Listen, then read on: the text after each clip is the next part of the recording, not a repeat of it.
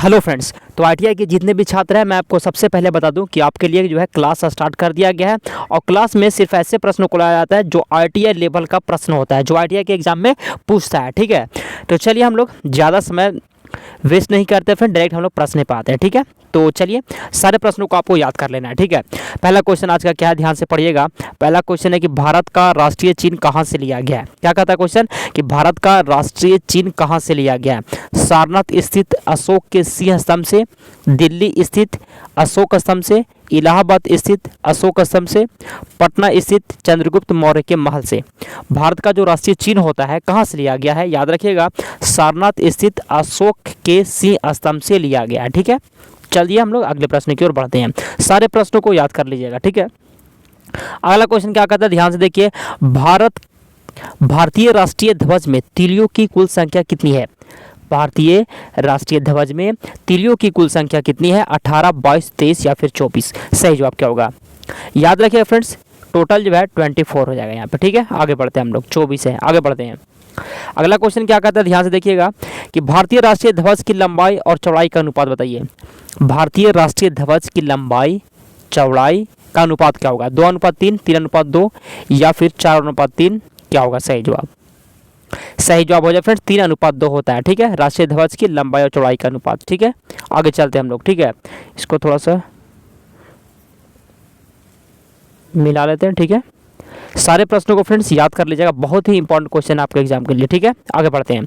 चौथा क्वेश्चन क्या कहता है, ध्यान से देखिएगा कि राष्ट्रीय गान के लिए निर्धारित समय सीमा है। जो राष्ट्रीय गान होता है उसके लिए कितना जो समय सीमा है कितना निर्धारित है, 48 सेकंड, 50 सेकंड, 52 सेकंड या फिर 54 सेकंड।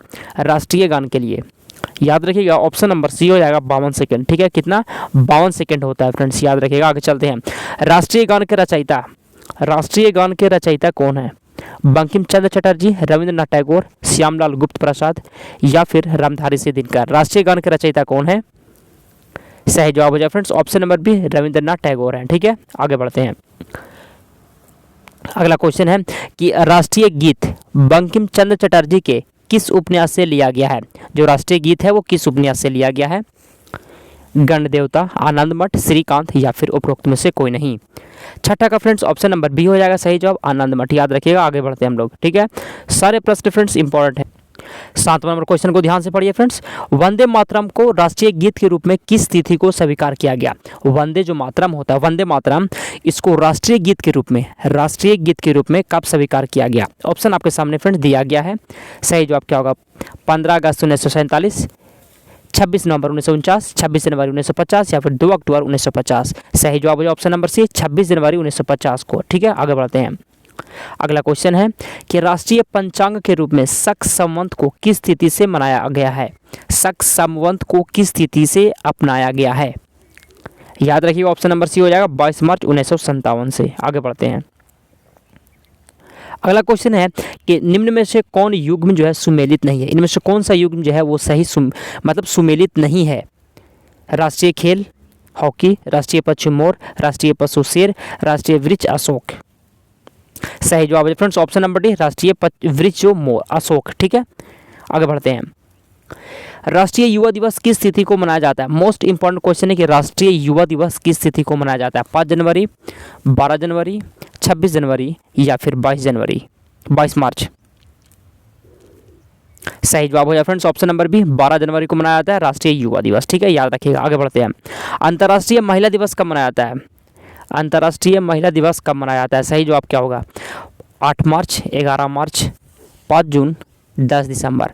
अंतर्राष्ट्रीय महिला दिवस कब मनाया जाता है, याद रखिएगा ऑप्शन नंबर ए, 8 मार्च को मनाया जाता है। ठीक है, 8 मार्च को। आगे बढ़ते हैं।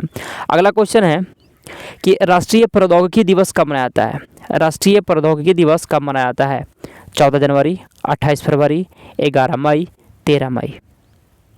ऑप्शन नंबर सी हो जाएगा 11 मई को। ठीक है, आगे बढ़ते हैं हम लोग अगले प्रश्न की ओर। 13 नंबर क्वेश्चन है क्या है, ध्यान से देखिए।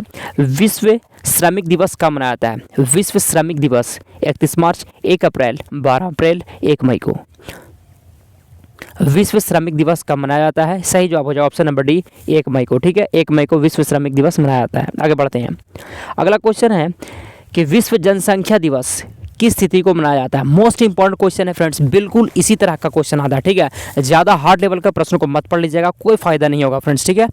विश्व जनसंख्या दिवस कब मनाया जाता है? 5 जून, 27 जून, 11 जुलाई या फिर 29 अगस्त? सही जवाब क्या होगा?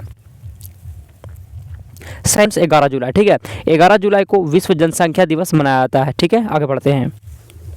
राष्ट्रीय खेल दिवस कब मनाया जाता है? राष्ट्रीय खेल दिवस कब मनाया जाता है? 28 फरवरी, 27 मार्च, 26 जुलाई या फिर 29 अगस्त को? राष्ट्रीय खेल दिवस कब मनाया जाता है? ऑप्शन नंबर डी हो जाएगा सही जवाब, 29 अगस्त को, ठीक है। 29 अगस्त को राष्ट्रीय खेल दिवस मनाया जाता है। अगला क्वेश्चन है कि विश्व पर्यावरण दिवस कब मनाया जाता है? विश्व पर्यावरण दिवस है 5 जून को, 11 जुलाई, 5 सितंबर या फिर 12 अक्टूबर? विश्व पर्यावरण दिवस सही जवाब हो जाए फ्रेंड्स, ऑप्शन नंबर है 5 जुलाई को, 5 जून को, ठीक है। 5 जून को विश्व पर्यावरण दिवस होता है। आगे बढ़ते हैं। राष्ट्रीय विज्ञान दिवस कब मनाया जाता है? राष्ट्रीय विज्ञान दिवस कब मनाया जाता है? 28 जनवरी, 28 फरवरी, 28 मार्च, 28 अप्रैल? सही जवाब है फ्रेंड्स, ऑप्शन नंबर बी, 28 फरवरी को राष्ट्रीय विज्ञान दिवस मनाया जाता है। आगे बढ़ते हैं। शिक्षक दिवस कब मनाया जाता है? शिक्षक दिवस तो आसान है फ्रेंड्स, आप सभी को याद होना चाहिए। तो फ्रेंड्स शिक्षक दिवस जो मनाया जाता है वो डेट है 5 सितंबर को शिक्षक दिवस मनाया जाता है, ठीक है। शिक्षक दिवस 5 सितंबर को मनाया जाता है। आगे बढ़ते हैं। विश्व मानवाधिकार दिवस कब मनाया जाता है? विश्व मानवाधिकार दिवस कब मनाया जाता है? सही जवाब क्या होगा? तो याद रखिएगा, विश्व मानवाधिकार दिवस मनाया जाता है, ऑप्शन नंबर डी, 10 दिसंबर को विश्व मानवाधिकार दिवस मनाया जाता है। आगे बढ़ते हैं। गीत गोविंद के रचयिता कौन है? गीत गोविंद के रचयिता कौन है? जयदेव, भृतहरि, विशाख दत्त, इनमें से कोई नहीं। गीत गोविंद के रचयिता हैं कौन?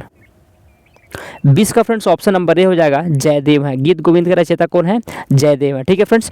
तो आज हम लोग इस वीडियो 20 तक ही रहने देते हैं, अगला वीडियो बहुत जल्द मिल जाएगा, इसलिए चैनल को सब्सक्राइब कर लीजिएगा। Thanks for watching.